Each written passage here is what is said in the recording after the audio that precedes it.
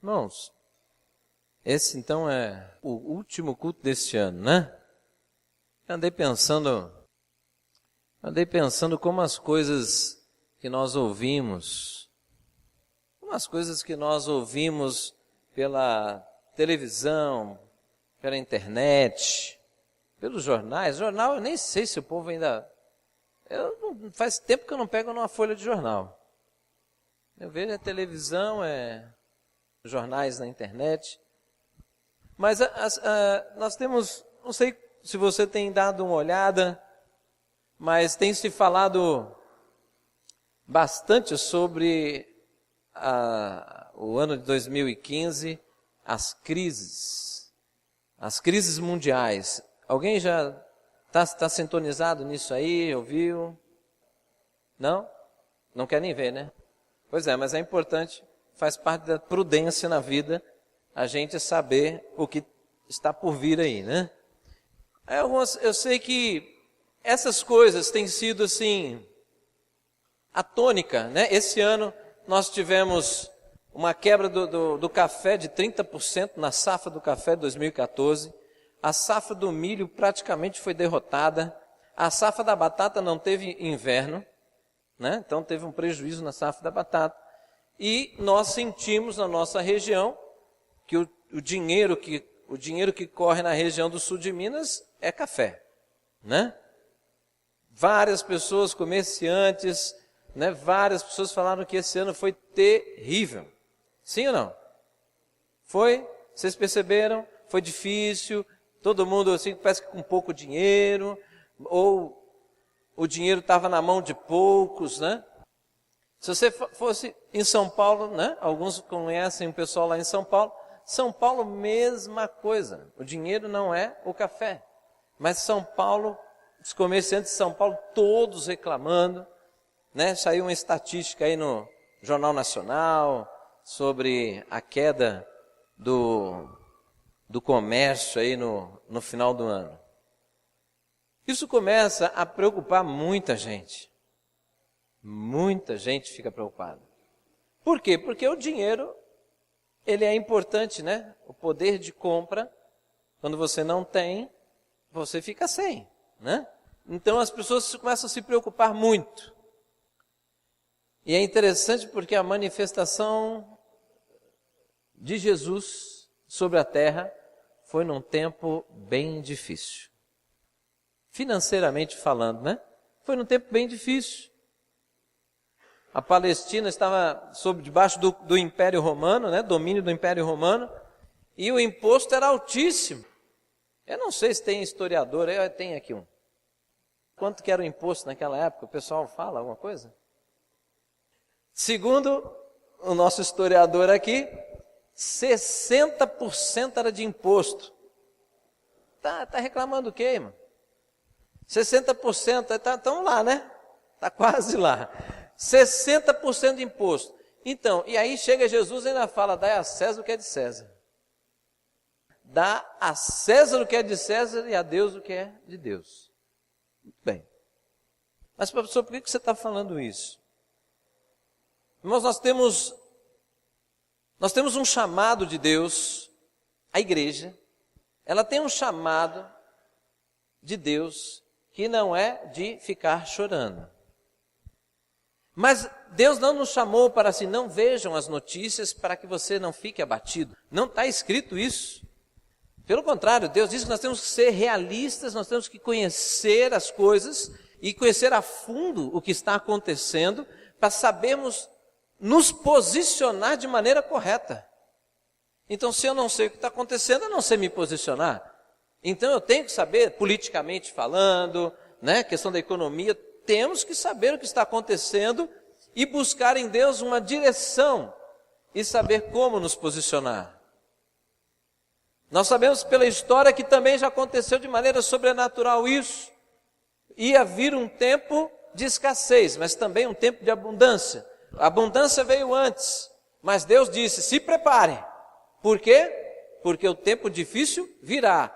Quem que fez isso? Um homem que foi cheio de sabedoria, José, e ele salvou o povo de Deus juntamente com o império egípcio e outros povos da região, porque ele foi fiel ao que Deus orientou. Estou certo? Ele podia também ter se apavorado, eu acho que ele ficou preocupado, sim, mas Deus disse que haveria aquele tempo de abundância que não era para extrapolar, né? Aproveite sim, mas armazene, porque virão tempos que vai precisar. Ele fez como Deus orientou e a bênção se manifestou, né? Amém?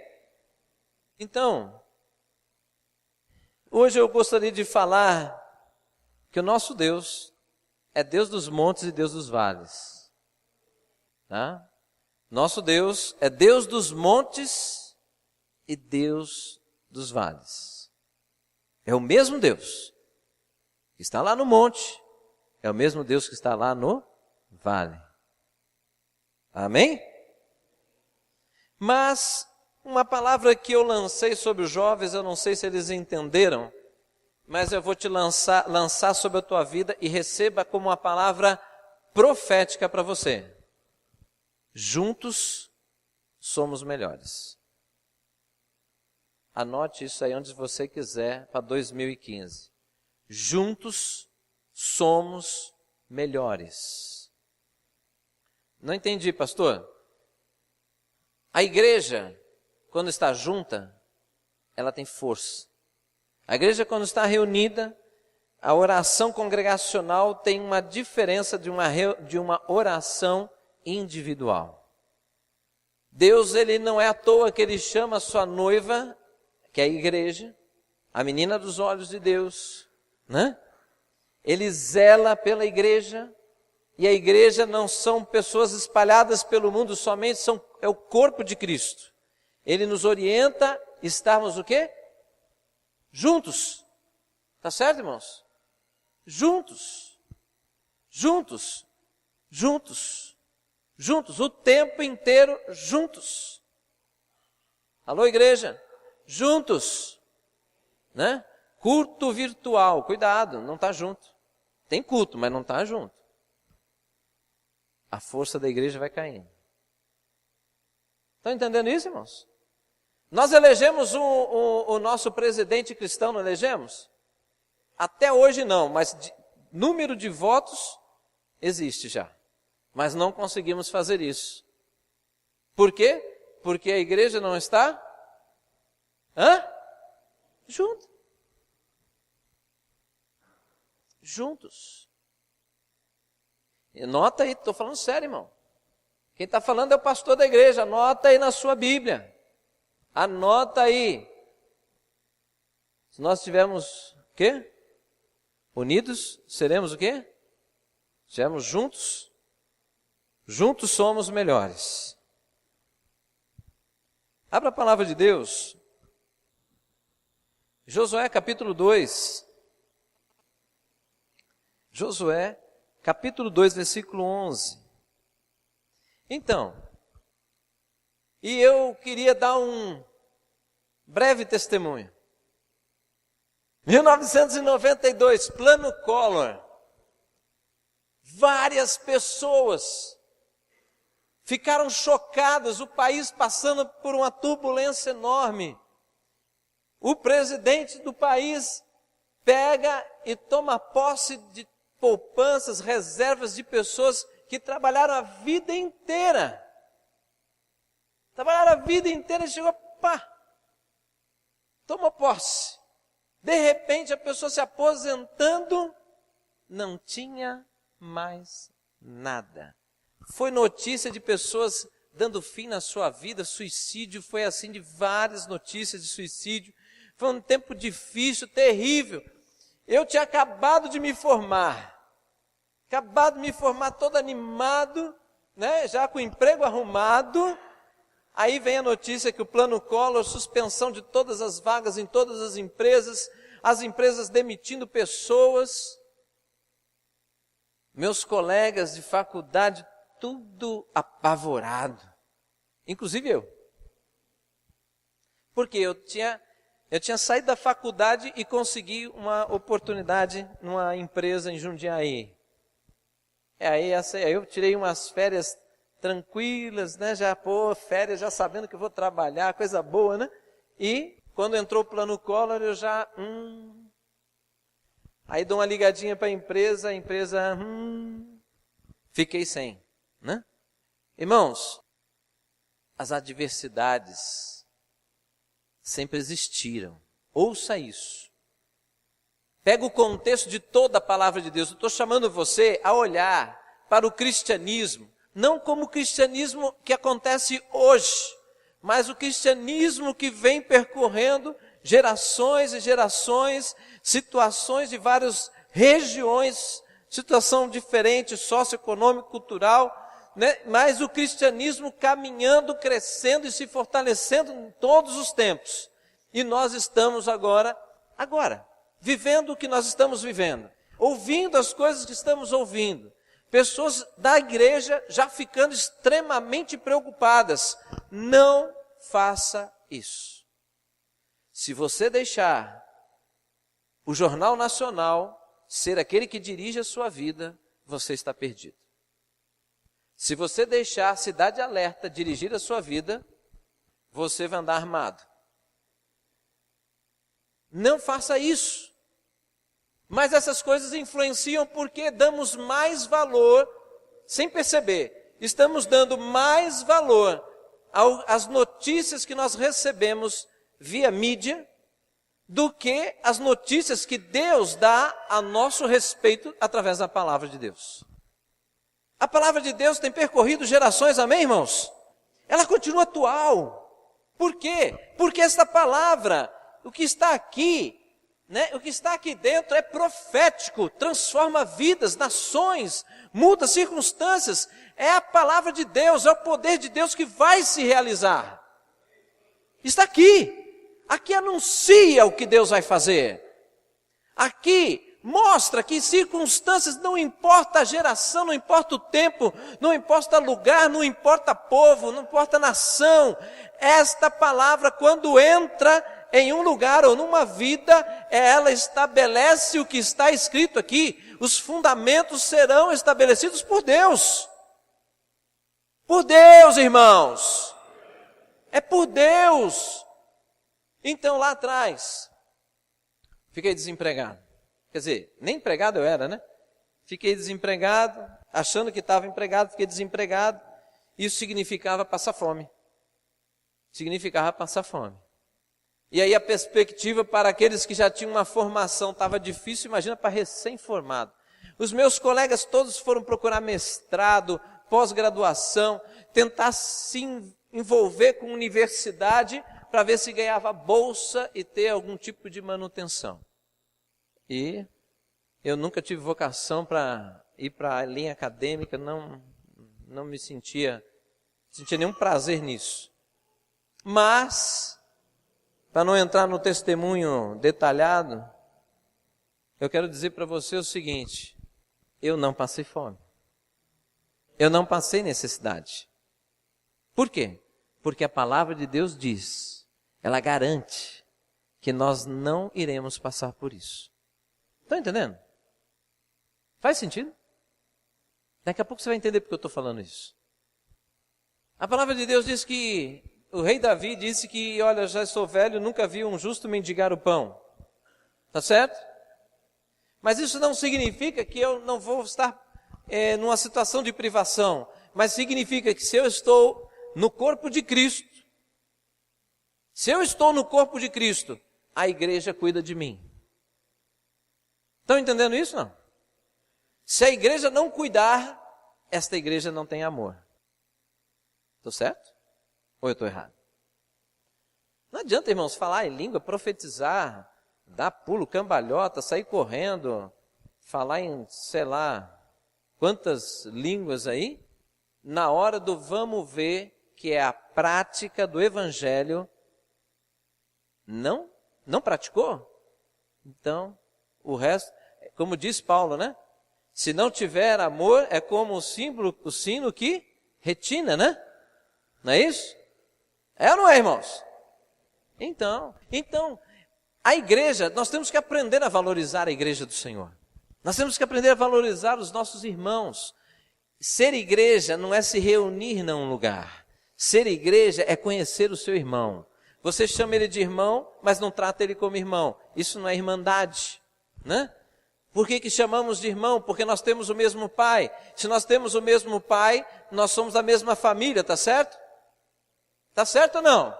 Somos da mesma família. Então nós temos que aprender a lidar uns com os outros. Porque se você vai para o céu, porque eu vou. Se você vai para o céu, nós vamos morar para sempre juntos. Aprende aqui, não é lá. Sabia, né? Todo aprendizado é aqui, não é lá. A palavra de Deus diz que o aprendizado é aqui. Não aprendeu aqui, fica mais um tempo para aprender. E eu estou fora desse tempo. Quem quer aprender bastante? Quem quer aprender bastante fica, Jesus volta, a igreja vai subir. Se você quisesse, não, Senhor, eu acho que eu preciso me aperfeiçoar um pouquinho mais. Pode ficar, irmão. Eu deixo a minha Bíblia para você, pode ficar. Eu não vou precisar de Bíblia lá, né? Porque a palavra viva vai estar lá, né? Amém, não? Aleluia!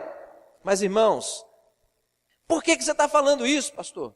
Irmãos, nós estamos entrando no novo ano, não é questão do calendário.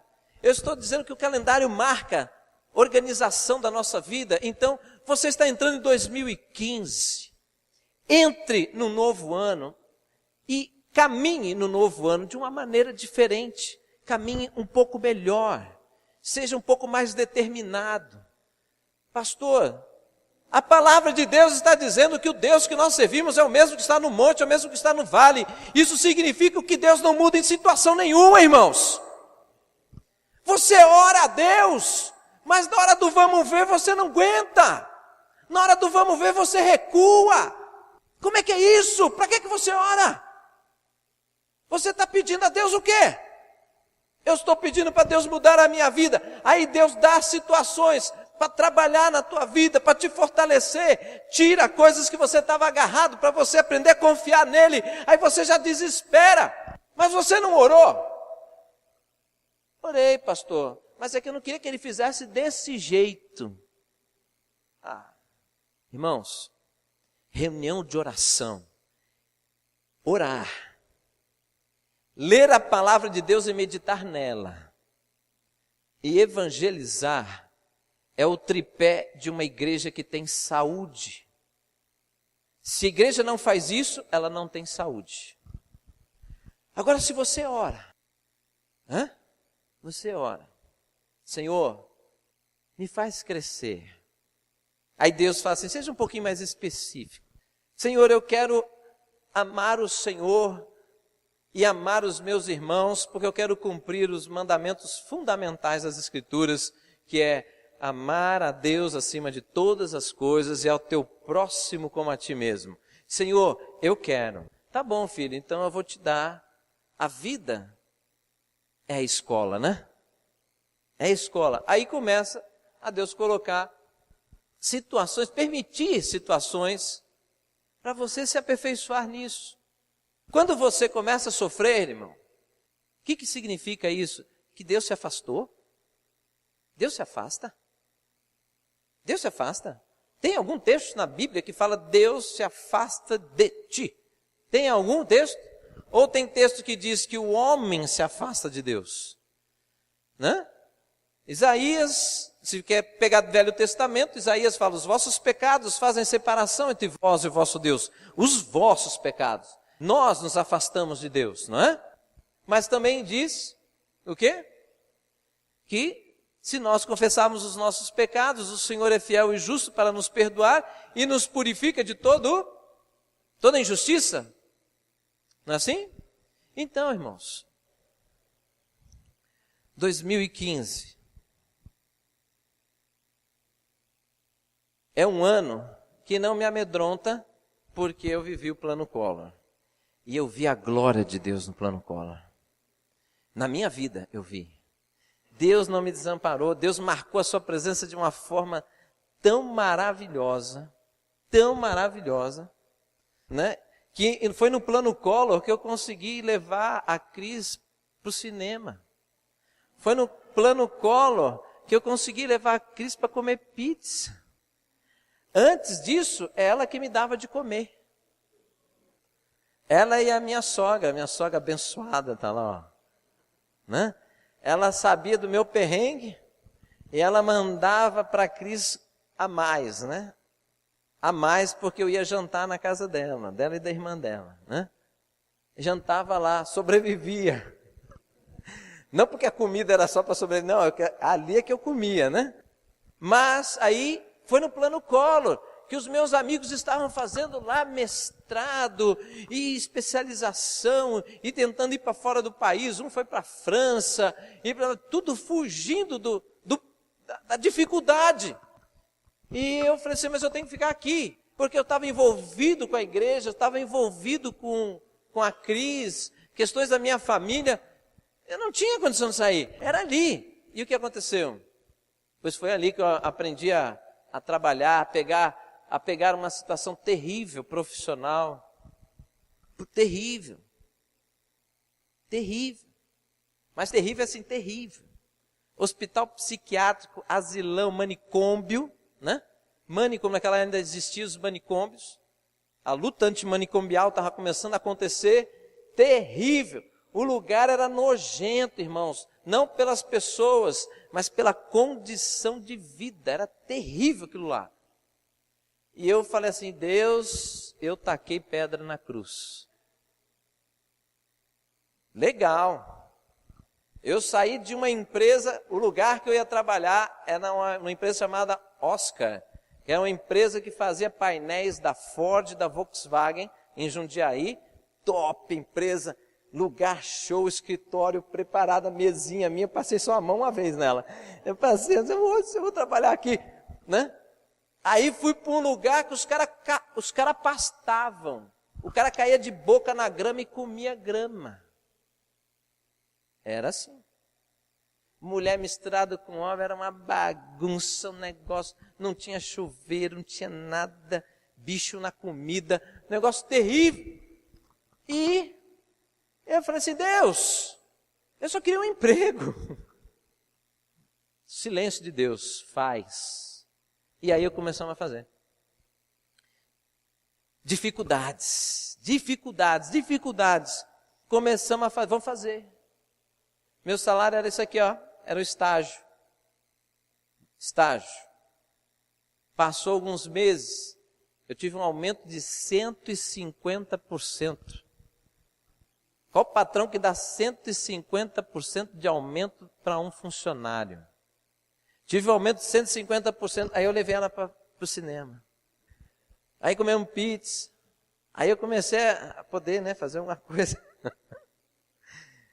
Aí passa mais um tempo, estava difícil já o que eu estava fazendo. Aí veio o diretor ali da intervenção do hospital e fala, Maurício, o trabalho está muito bom, mas nós precisamos estruturar os recursos humanos do hospital. Eu estou passando para você. Eu falei assim, mas é o seguinte, eu tenho que fazer a parte clínica. Se vira. Aí vamos lá. Mas foi bom. Passou 3 meses, 100% em cima dos 150%. O que estava acontecendo? Naquela ocasião, eu estava ganhando, eu nem sei como, porque eu estava prestando serviço para o Estado e eu ganhava mais que um psicólogo concursado pelo Estado. Era uma verba especial lá, não sei como é que funcionava, mas enfim. E o que estava acontecendo? Em pleno plano Collor, uma crise tremenda, eu estava começando a decolar. Por quê? Deus.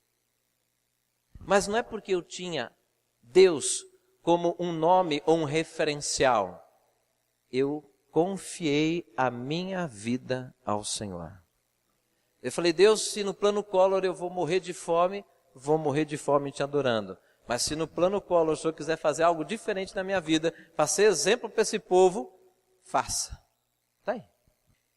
Então eu estou dizendo para você que o Deus que nós oramos, quando a gente fala que Deus dos montes, os montes sempre simbolizam na palavra de Deus o tempo de busca ao Senhor. Quando você vê na palavra de Deus, Moisés subiu ao monte, por quê? Porque ele foi encontrar com Deus, né? E foi lá no monte mesmo. Então, quando fala de montes, fala de encontro com Deus.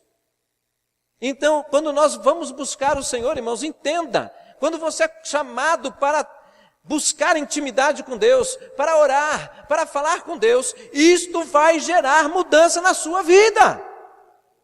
Não é para você gastar tempo. Deus não está te chamando para você jogar o teu tempo fora, a tua vida fora. Deus não está te convidando para fazer jejum, porque tem pouco alimento na terra. Não é isso. Existe um propósito. Deus está trabalhando no mundo espiritual. Coisas estão acontecendo a seu favor. E coisas estão acontecendo muitas vezes contra a nossa vida, contra a sua vida, que você nem sabe. E quando você vai buscar o Senhor, você começa a ter discernimento. Coisas começam a ser reveladas que você não sabia, mas que você precisa saber. Por quê? Porque você representa o reino de Deus na terra. Você tem que fazer a diferença. A tua vida não é só o que você fala, é o que você é. Tem que fazer a diferença. A sua vida andando sobre a terra tem que ser um testemunho de que Deus é o Senhor e que vale a pena andar com Deus. E isso é realidade, irmãos. Isso é realidade. Josué, esse texto está em Josué. A palavra de Deus diz que Josué tinha um receio muito grande do povo não confiar nele como confiou em Moisés. Porque Moisés foi um homem de grande expressão.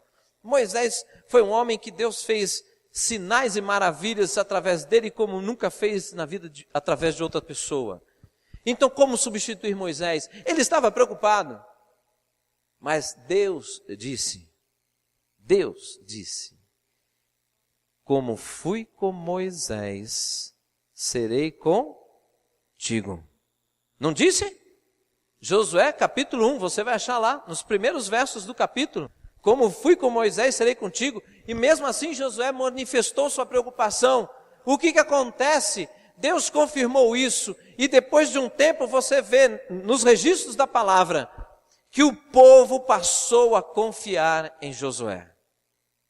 E Josué dirigiu o povo na conquista de Canaã, a terra prometida. Amém, irmãos? Então eu quero lançar uma palavra que você deve meditar profundamente nela.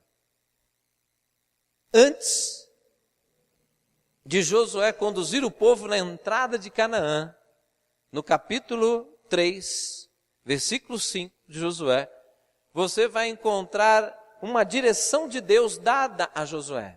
Que direção? Avisa o povo, Josué, santifiquem-se, pois amanhã o Senhor fará maravilha no meio de vós. Interessante, né? Deus não disse, fique uma semana acampado e faça um treinamento intensivo com os guerreiros do nosso povo, porque nós vamos conquistar Jericó. Deus não disse isso. Aparentemente Deus deu uma orientação que enfraqueceria o povo ficar em jejum um dia que antecede uma batalha, ficar sem comer. Você concorda que não tem sentido isso? Humanamente não tem sentido, é uma estratégia furada. Mas não era ficar sem comer, era se consagrar. Não é? Era se consagrar. O que aconteceu? Ninguém precisou pegar em arma, né? Ali para Jericó cair. Uma coisa maravilhosa aconteceu.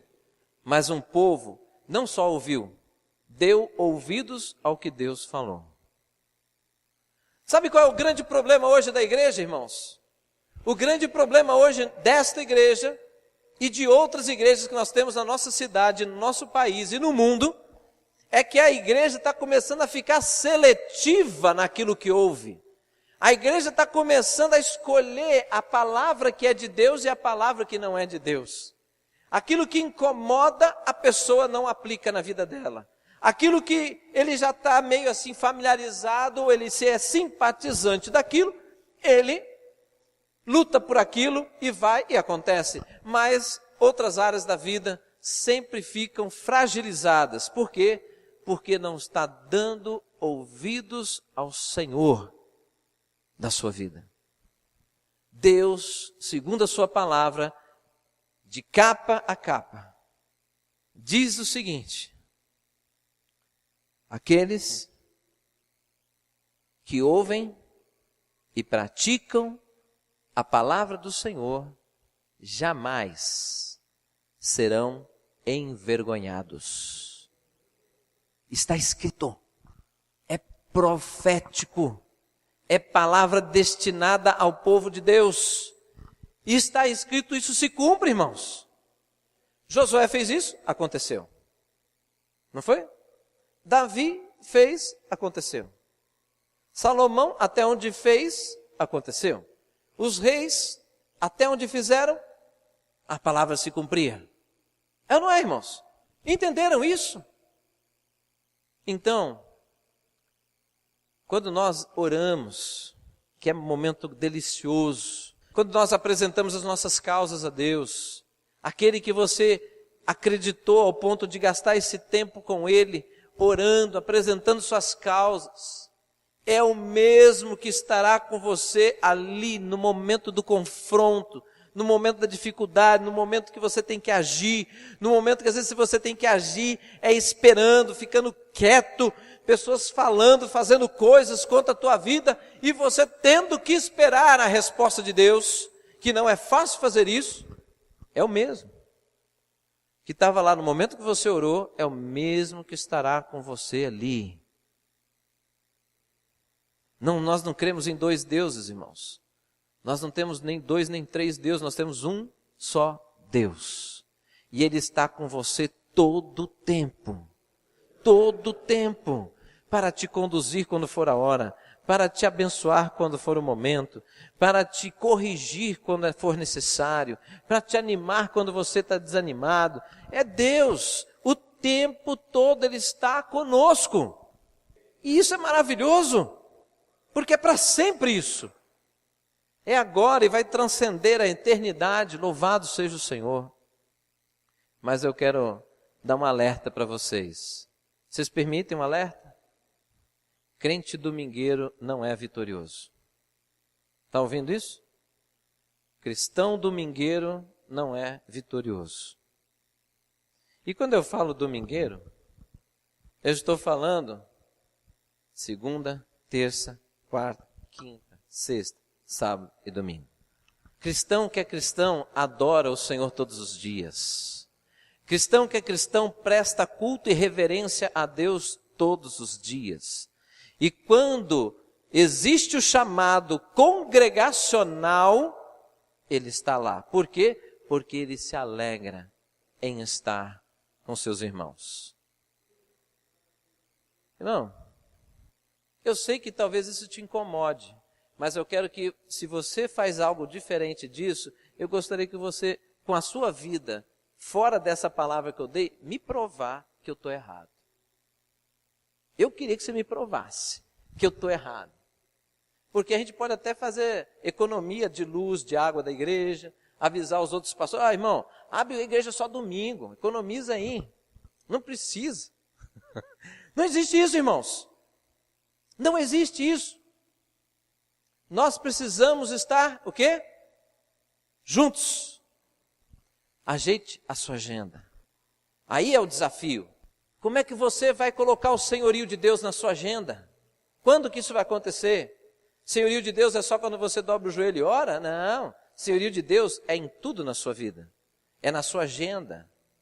É nos convites que você recebe para fazer determinadas coisas quando é tempo de adorar o Senhor ou quando é tempo de subir o monte e orar. Né? Não é verdade?